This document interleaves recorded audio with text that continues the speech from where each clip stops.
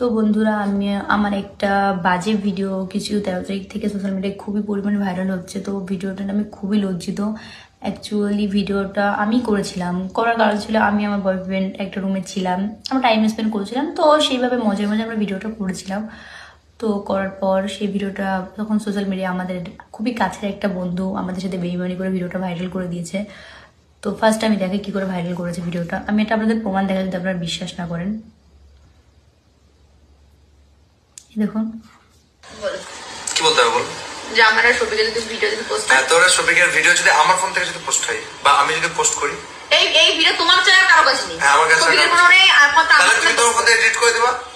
হ্যাঁ হ্যাঁ হ্যাঁ তাহলে ভিডিও তো বলো যে আমার ভিডিওটা করার পরে তুমি এডিট করবা। হ্যাঁ, তোমার ভিডিও করবে, সব ডিলিট করে দেবো। হ্যাঁ তো এডিট করবো মানে তোমার কোনো জিম্মেদারি নেই, টোটাল জিম্মেদারি আমার, হ্যাঁ। তাই তো? তাহলে এই ভিডিও যদি পোস্ট হয় তার জন্য তাই আমি রুবেল, আমি বলে দেবো।